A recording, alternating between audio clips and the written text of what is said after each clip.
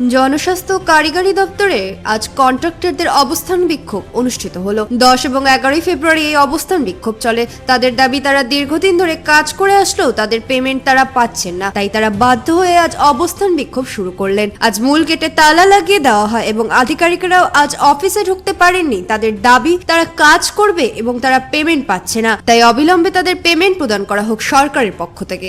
Reliance Digital Raiganj চিলফেস্ট শুরু হয়ে গেছে। গরমে এবার থাকুন ঠান্ডা, আরামে আর সাশ্রয়। এসির সবচেয়ে বড় offer, lowest price ever. Air কন্ডিশনার্সে বিশাল ছাড়, একটি ইএমআই একদম ফ্রি, 21,000 টাকা পর্যন্ত cashback, free delivery and fast installation, free available. আজই ভিজিট করুন রিলায়েন্স ডিজিটাল রায়গঞ্জ স্টোর। 10 আর 11 ফেব্রুয়ারি 2026 আমরা দুদিনব্যাপী অবস্থান বিক্ষোভ চালাচ্ছি। এর পিছনে রিজন একটাই, আমরা 18 মাস ধরে সারা পশ্চিমবঙ্গব্যাপী জনস্বাস্থ্য কারিগরি দপ্তরের যত সব ঠিকাদার আছে সবাই আমরা হেনস্থাতে পড়ে আছি।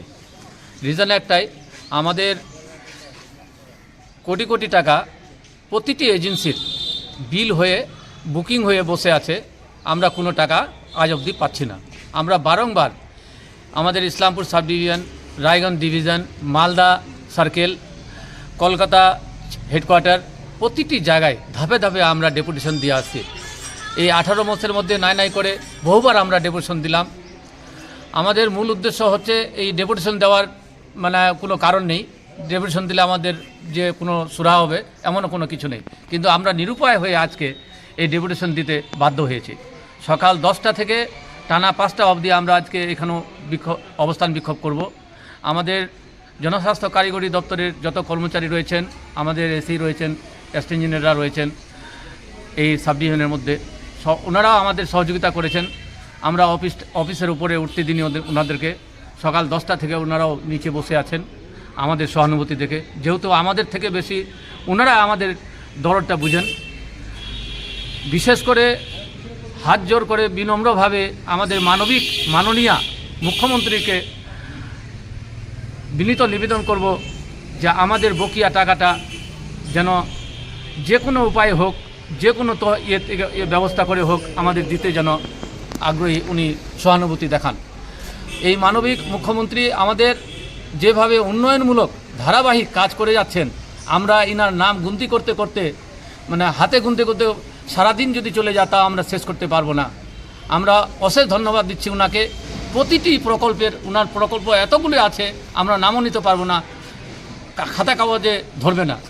যেমন আমাদের রিসেন্ট 8,000 কোটি টাকা সারা রাজ্যে স্যাংশন হয়েছে আমার পাড়া আমার সমাধান বলে। তারপরে পথশ্রী, রাস্তাশ্রী, সবুজ সাথী, লক্ষ্মীর ভাণ্ডার, প্রতিটি ফান্ডে অ্যাভেলেবল ফান্ড আমাদের মানবিক মুখ্যমন্ত্রীর। কিন্তু এই পিএইচির জল এমনই একটা জল ছাড়া মানুষ যেমন বাঁচতে পারে না, তেমনি প্রতিটি মানুষের জন্য জল প্রচণ্ড করে প্রয়োজন হয়। আমাদের মিউনিসিপ্যালিটি এরিয়া, গ্রামেগঞ্জে আগের দিনে যতটা চাহিদা ছিল না, আজকে অনেক চাহিদা বেড়েছে। প্রতিটি স্কিমে আমাদের জল কন্টিনিউ সার্ভিস দেওয়া হয়। তার সার্ভিসের এগেস্টে আমাদের ক্যাজুয়াল বলে আমাদের কিছু স্টাফ রাখা হয় এজেন্সির মাধ্যমে। সেই এজেন্সির মাধ্যমে যে এগুলো রাখা হয় কন্ট্রাকচুয়াল স্টাফগুলো, তাদেরও আমরা বেতন দিতে পারছি না। আজকে 18 মাস ধরে ওদের পিএফ, ওদের ইএসআই প্রতিনিয়ত প্রতি মুহূর্তে আমাদের জমা দিতে হয়। আমাদের প্রতিটি এজেন্সির প্রতি একটা করে ব্যাংকে লোন নেওয়া আছে। এই লোনের যে ভুগতান, এই লোনের যে সুদ, সে সুদও বহন করতে পারছি না, আমাদের সংসার চলা মুশকিল হয়েছে। তাই আমরা আজকে এই ডেপুটেশন দিতে বাধ্য হয়েছি। আর এইভাবে যদি আমাদের মানবিক মুখ্যমন্ত্রী, দরদি মুখ্যমন্ত্রী আমাদের এই যে সরকার চলছে উন্নয়নমূলক ধারাবাহিক নিয়ে আমাদের দিকে তাকাবেন, আমাদের এটা দৃঢ় বিশ্বাস আছে।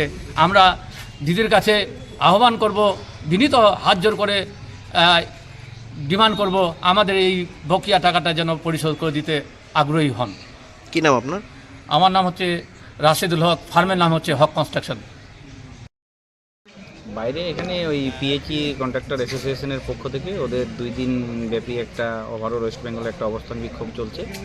ওই অবস্থান বিক্ষোভেরই ফলস্বরূপ আমাদেরকে আজকে গেটের ভেতরে অফিসে ঢুকতে দেয়নি। সেটাই আর কি, মানে অ্যাকচুয়ালি ওনাদের একটা পেন্ডিং পেমেন্টের ইস্যু অনেক দিন ধরেই চলছে। পেমেন্ট ইস্যু যেহেতু অনেক দিন ধরে চলছে, ওনারা পাচ্ছেন না, তাই ফলস্বরূপ ওরা এখানে আজকে একটা অবস্থান বিক্ষোভ চালিয়েছে এবং যার জেরে ওরা অফিসে তালা লাগিয়ে রেখেছে আর কি, আমাদের সুযোগ দিচ্ছে না। নাম? আমার নাম Vivekananda Mondal, assistant engineer, Islampur sub division. Islampur থেকে দেবব্রত চক্রবর্তীর রিপোর্ট, কুলিক নিউজ।